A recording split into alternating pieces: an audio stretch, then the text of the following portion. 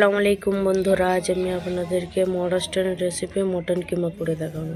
তার জন্য আমি এখানে নিয়েছি 250 মটন কিমা। আমি এখানে মেশিনের কিমা নিয়েছি, আপনারা চাইলে হাতে বানানো কিমা নিতে পারেন। আমি এখানে নিয়েছি 3টে মিডিয়াম সাইজ পেঁয়াজ কুচিয়ে, আর এখানে নিয়েছি একটা টমেটো বড় সাইজের কুচিয়ে। আমি এখানে কিছু মশলা নিয়েছি, লঙ্কা গুঁড়ো, হলুদ গুঁড়ো, নুন স্বাদ মতন, কাশ্মীরি রেড চিলি, ধনে গুঁড়ো, আর আমার স্পেশাল মশলা নিয়েছি। আমি এখানে 1 কাপ মতো ধনে পাতা কুচিয়ে নিয়েছি। এখানে আমি একটা প্রেসার কুকারে 2 চামচ মতো তেল দিয়ে দিচ্ছি।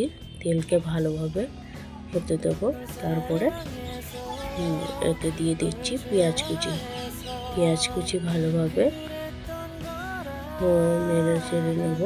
তারপরে পেঁয়াজটা একটু গলে গেলে দিয়ে দেবো 1 চামচ ভরে আদা রসুন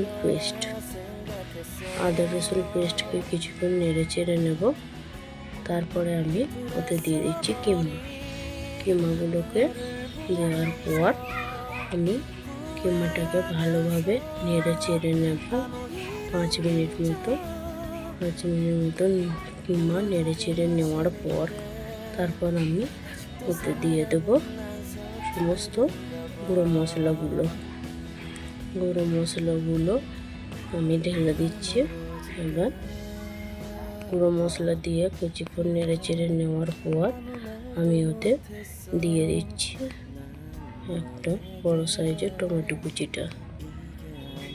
কুচিকে দেওয়ার পর ওতে আমি সামান্য নুন দিয়ে দিচ্ছি। নুন দেওয়ার পর খানিকক্ষণ নেড়ে চেড়ে নেওয়ার পর ওতে দিয়ে দিচ্ছি 1 কাপ পানি দিয়ে প্রেসার কুকারের ঢাকা লাগিয়ে দিচ্ছি 2 সিটি হওয়ার জন্য। 2 সিটি হওয়ার পর দেখুন আমার প্রেসার কুকার ঠান্ডা হয়ে গেছে।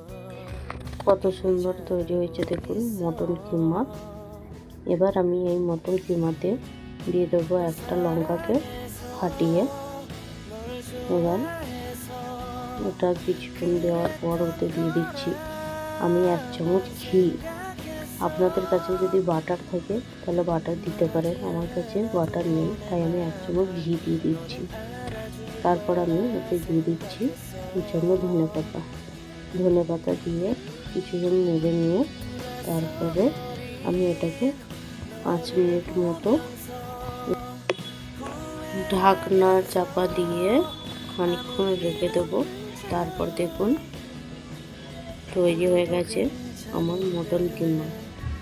কত সুন্দর তৈরি হয়েছে, আপনারা ঘরেতে বানিয়ে দেখবেন কেমন হয়েছে।